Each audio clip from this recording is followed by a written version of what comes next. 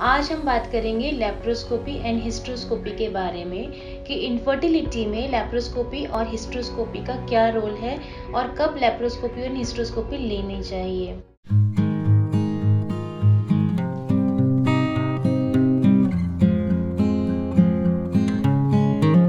Hello friends, मैं हूं doctor Shobha Gupta, Mother's Lab IVF centre की डायरेक्टर, और हम बहुत सारे वीडियोस बना चुके हैं। लेप्रोस्कोपी, पहले हमें ये समझना होगा कि लेप्रोस्कोपी होती कैसे है एंड हिस्ट्रोस्कोपी होती कैसे है।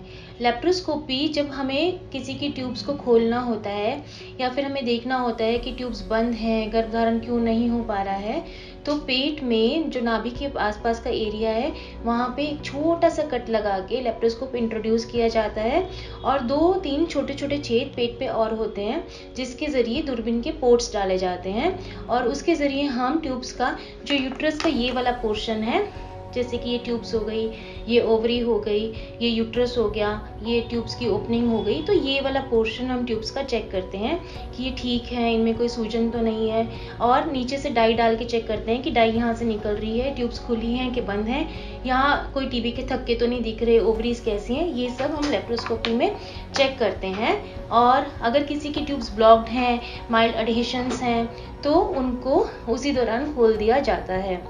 तो जिनकी ट्यूब्स ऑलरेडी HSG में बंद आई हैं, तो क्या उनको लेप्रोस्कोपी लेना चाहिए, ये क्वेश्चन उठता है।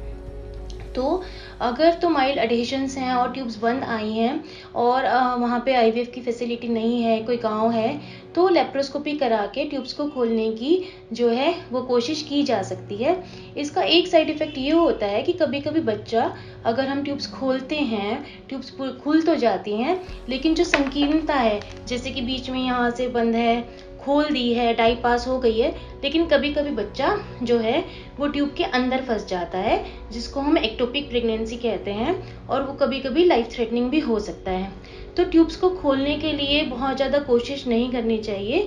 अगर ट्यूब्स आपकी ब्लॉक्ड आई हैं तो आप सीधा आईवीएफ पे जाएं, तो वो एक बेटर ऑप्शन है कि इंस्टेड हम पहले लेप्रोस्कोपी करें, पेट में छेद करें, उसको खोलने की कोशिश करें, फिर ट्यूब में बच्चा फंस जाए, उससे बेटर है कि हम सीधा ही अपना जो है आईवीएफ का प्रोसीजर जो है, इन विट्रो फर्टिलाइजेशन या टेस्ट ट्यूब बेबी का प्रोसीजर ले लें।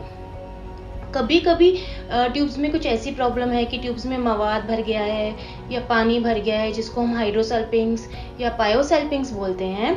उसमें क्या होता है कि आईवीएफ के दौरान जो हम भ्रूण बना के डालते हैं, तो वो भ्रूण यूट्रस में नहीं चिपक पाता है। तो उस परिस्थिति में लेप्रोस्कोपी करके, जहाँ पे अगर ट्यूब में पानी भरा है, तो वो ट्यूब को क्लिप कर दिया जाता है या कट कर दिया जाता है कि उसका जो गंदा पानी और मवाद है वो यूट्रस के भीतरी हिस्से पे ना आए।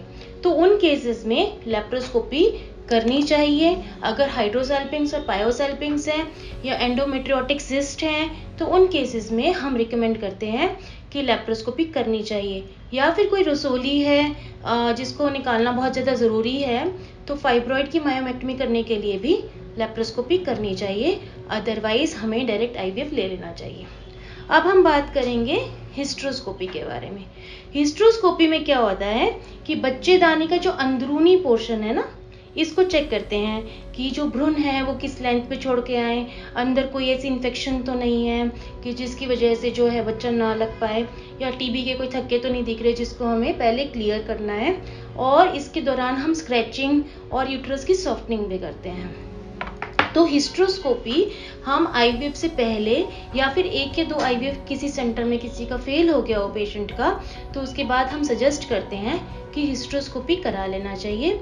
हिस्ट्रोस्कोपी में कोई कट चीरा नहीं आता, जो नेचुरल ओपनिंग है उसी से दूरबीन डाली जाती है और बच्चेदानी का अंदरूनी हिस्सा चेक किया जाता है, और अगर उसमें कोई तकलीफ आती है तो उसको पहले ठीक किया जाता है, उसके बाद आईवीएफ ट्राई किया जाता है। तो आज हमने क्लियर किया कि लेप्रोस्कोपी और हिस्ट्रोस्कोपी क्या है और किन मरीजों में इसकी रिक्वायरमेंट है, और हमें कब लेनी चाहिए और कब नहीं लेनी चाहिए। धन्यवाद।